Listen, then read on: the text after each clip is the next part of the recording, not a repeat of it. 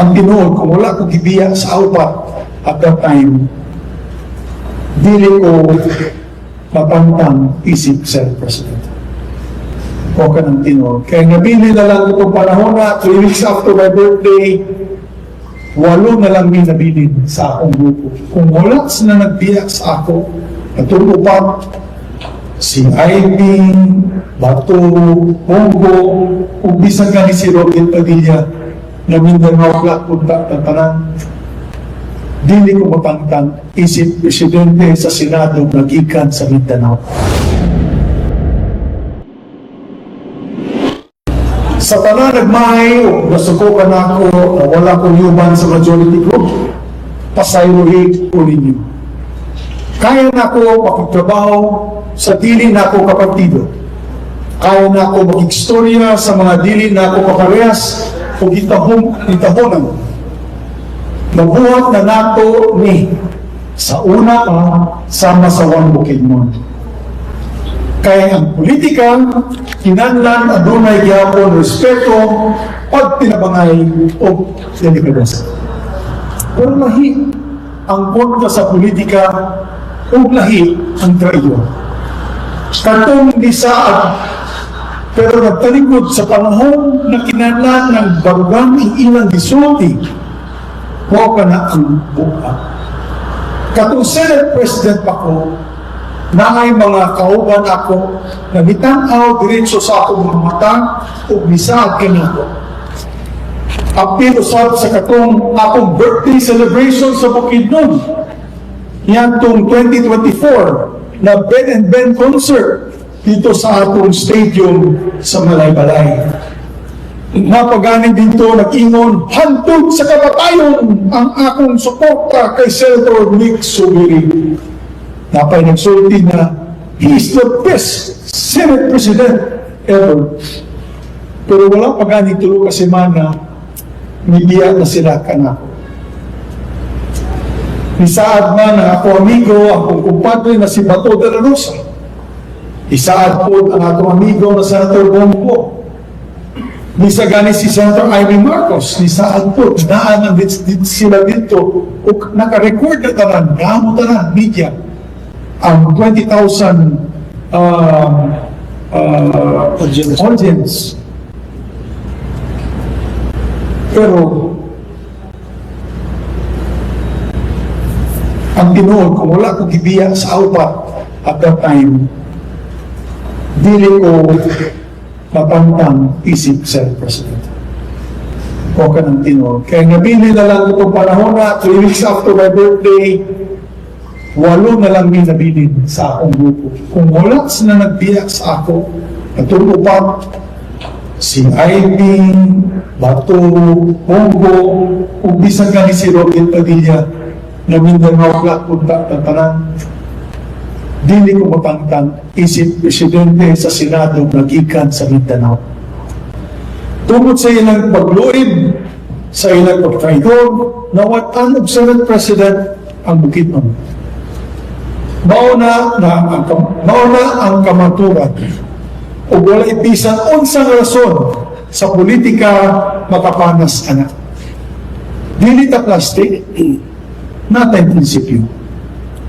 Gusto sa uban nga i-connecta kini sa mga Duterte. This is not about the Dutertes. Wala'y nabot ang tumapalangga Dutertes dito. Dili kini bahin anak. Natang-tang ko pagka-Senate President tungod sa kasuko kanako sa mga naa sa taas. Kabalo naman mo sa background na tungod kay gitugutan ako ang mga hearing ni Senator Bato de la Rosa na gitawag na PDLX. O ang uban ako ang mga kauban sa Senado nga nakapanghimus sa akong baruganan. Sila mismo ang nikuyog sa mga nipuling na ako sa ulahin. Mao ka ng tinuod. Tagumbuwanan. Suko kayo ang Malacanang, nagipadayon ako ang mga hearing ni Senator Bato de la Rosa. Ang pinakaulahin na hearing nila was Wednesday, tungod gipadayon nako ang hiring tungod sa akong pagpalangga o pagrespeto sa ilang grupuha. Kay Friday, nag-withdraw support na ang mga kalyan mo sa Malacanang kanako, mga kaitsunan. And by Monday, itangtang na ko isip Senate President ni Senator Chis Escudero. That is history. That is on the record. So, sakit sa akong dughan na magpuyog sa mga tawhana na nag-traidor ka na ako. Pasaynuhin lang po mga kaigsunan, dili sa Bukidnon. Bahala ng uban mga probinsya, bahala ng uban mga lugar.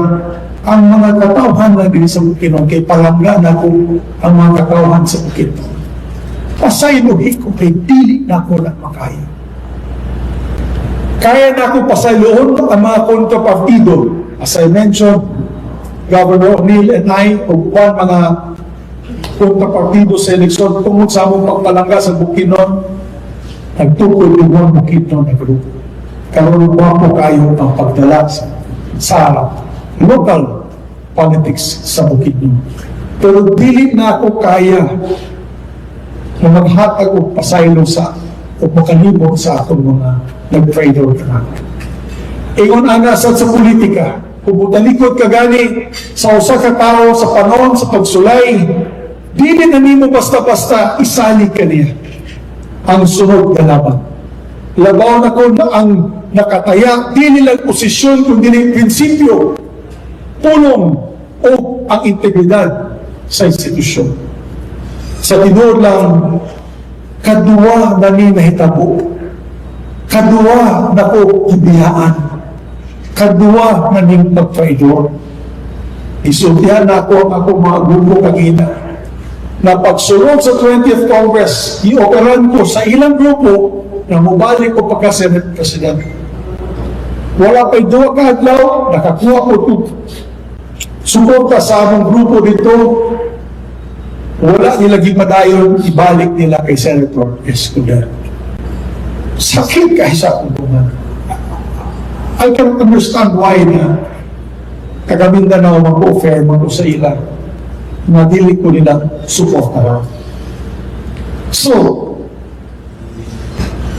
kung kamo ang nasa akong pwesto, mga palangga kung taga-Bukidnon, mauban ba mo sa usab, mauban mo usab sa mga tao na nag-traidor ka ninyo? Magduwa-duwa gid ko. O bang akong amahan na si Kani Nonoy Josubiri, Governor sa atong lalawigan sa Bukidnon, nagpadako nako nga tagan og value ang kabugaton o tagan value o kabugaton ang values of loyalty, courage o ang dungog. O kay balo ko nga dili gyud niya dawaton ibaylo ang dignidad o dungog alang sa kung unsa ang mas sayon. Ang gani, kung si Governor pa to, kailan nyo akong amahan, isugkay ito, basing kuratahan niya itong mga tawanan. Kailan mo sa akong amahan, digit sa mo, ubad sa mga traitor. Magpatayin na ko, mga kaigsunan ko sa Bukidnon, magpatayin na ko sa pagtrabaho sa Senado, musuporta sa mga balaod na makatabang sa atong katawhan o manalipod sa institusyon. Apan dili ko mo appeal sa usa ka grupo para lang makakuha og numero.